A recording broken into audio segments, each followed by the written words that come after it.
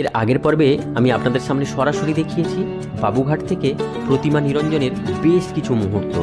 যদি সেই ভিডিও কেউ না দেখে থাকেন তাহলে ডেসক্রিপশান বক্সে তার লিঙ্ক দিয়ে দিলাম, প্লিজ একবার চেক করে নেবেন। আর আজ আপনাদের সামনে তুলে ধরবো তার পাশের একটি গোয়ালিয়র ঘাট থেকে মাতৃ নিরঞ্জনের কিছু মুহূর্ত। আরও একটা নতুন ভিডিওতে আপনাদের প্রত্যেককে স্বাগত জানালাম।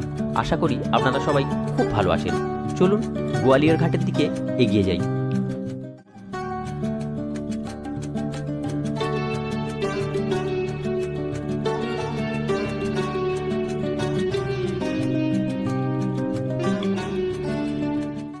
বাবুঘাট যেমন প্রতিমা নিরঞ্জনের জন্য প্রসিদ্ধ, এটি আরেকটি ঘাট যেটি প্রতিমা নিরঞ্জনের একেবারে প্রসিদ্ধ ঘাট। ঘাটটির নাম হলো গোয়ালিয়র ঘাট। ঠিক বাবুঘাট আর প্রিন্সেপ ঘাটের মাঝখানে এই ঘাটটি অবস্থিত।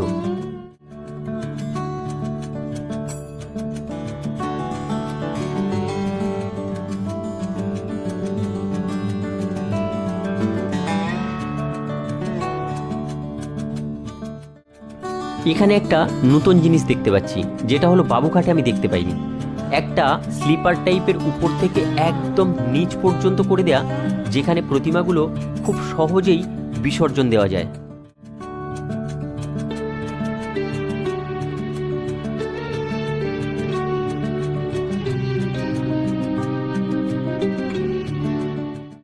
আমার জীবনে প্রথমবার আমি এই গোয়ালিয়র ঘাটে এখানে এসে পড়ন্ত বিকেলের এই অসাধারণ দৃশ্য দেখে আমি একেবারে মুগ্ধ হয়ে গেছি।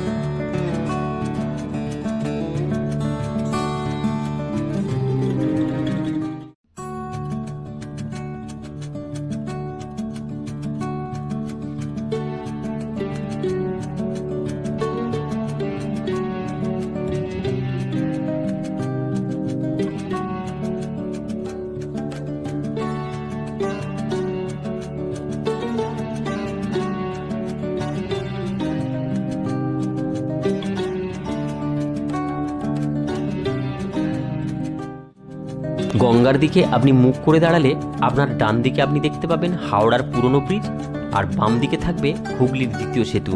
অসাধারণ এই দৃশ্য আপনাকে মোহিত করতেই পারে।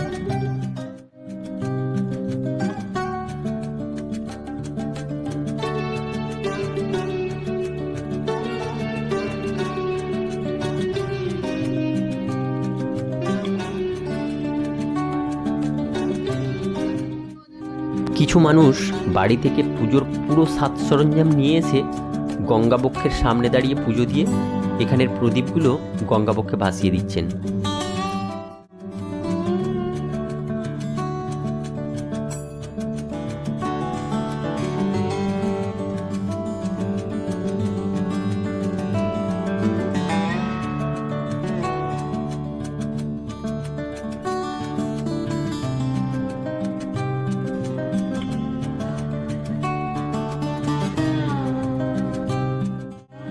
আবার কখনো বা বহু মানুষ একসাথে আসছেন তাদের বিভিন্ন ক্রিয়াকর্ম সারতে।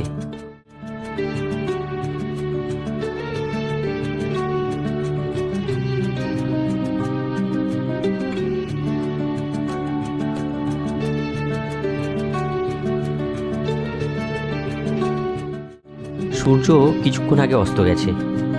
আস্তে আস্তে এই শহরে অন্ধকার নামতে শুরু করেছে।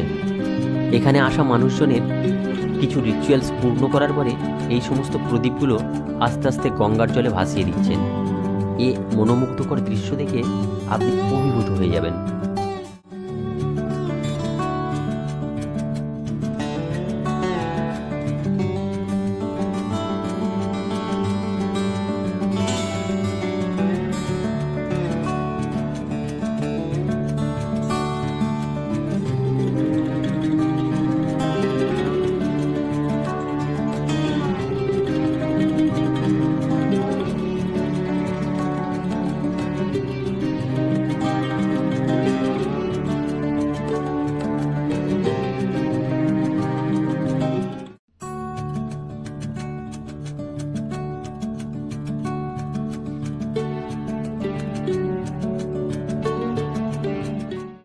বেশ কিছুটা সময় এই ঘাটে কাটানোর পরে মনে হলো পারিপার্শ্বিক পরিবেশ একটু ঘুরে দেখা দরকার।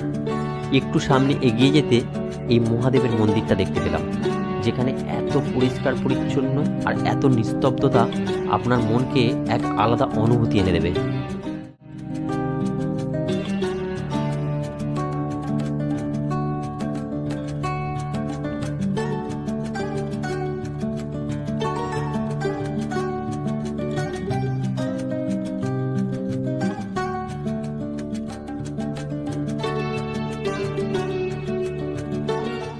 এখানে বেশ কিছুক্ষণ সময় কাটানোর পরে বাইরে বেরিয়ে চা খেয়ে নিজেকে রিফ্রেশ করে নিলাম। তারপরে আবারও চললাম গোয়ালিয়র ঘাটের উদ্দেশ্যে। এখান থেকে ঢিলছোড়া দূরত্বে গোয়ালিয়র ঘাট। চলুন, যেতে যেতে এই অসাধারণ দৃশ্য আপনারা দেখতে থাকুন।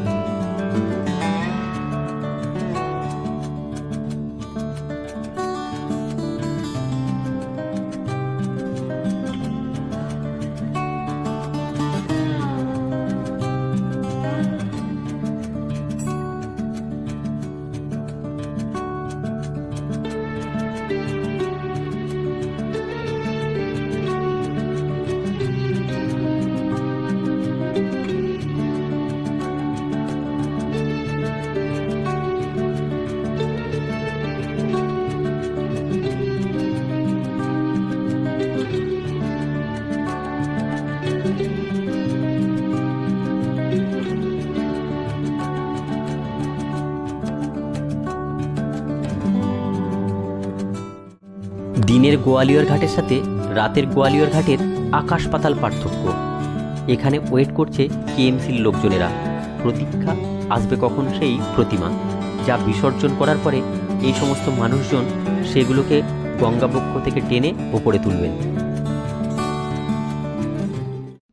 আমার হলো প্রতীক্ষার অবসান। যে কারণে আমি এই ঘাটে এসেছি সেই উদ্দেশ্য সাধিত হতে চলেছে এক্ষুনি। আমি এখানে দেখতে চাই কিভাবে এখানে প্রতিমা নিরঞ্জন করা হয়।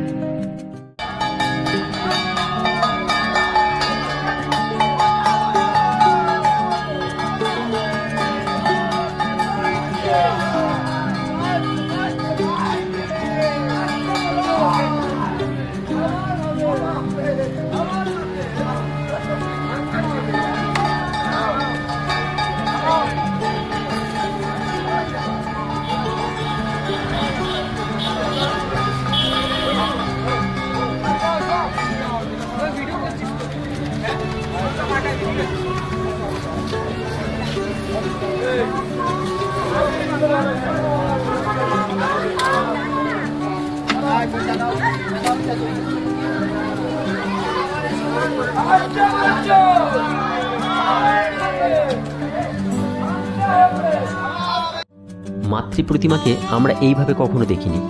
এগুলো বেশ হৃদয় বিদারক ঘটনা, কিন্তু তা হলেও মাতৃ প্রতিমাকে নিরঞ্জন করতেই হবে। বাবুঘাটের থেকে গোয়ালিয়র ঘাটকে বিসর্জনের দিক থেকে আমি এগিয়ে রাখবো। তার কারণ হলো বাবুঘাটে এক একটা প্রতিমা নিরঞ্জন করতে ওই টিমগুলো বহু টাকা দাবি করে, আর এখানে প্রতিমা নিরঞ্জনের জন্য কোনো পয়সা লাগবে না। আপনার কমিটির কয়েকজন ছেলে আসুন আর অতি অনায়াসে প্রতিমাকে নিরঞ্জন করে বাড়ি ফিরে যান।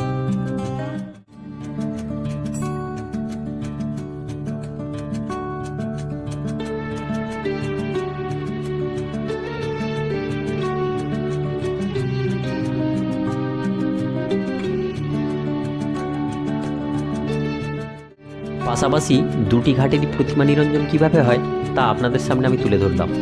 যদি আমার এই ভিডিও আপনাদের ভালো লেগে থাকে তাহলে প্লিজ একটা লাইক করে দেবেন, আর দেখা হবে খুব তাড়াতাড়ি নতুন অন্য কোনো ভিডিওতে। ততক্ষণ আপনারা সবাই খুব ভালো থাকবেন। ধন্যবাদ।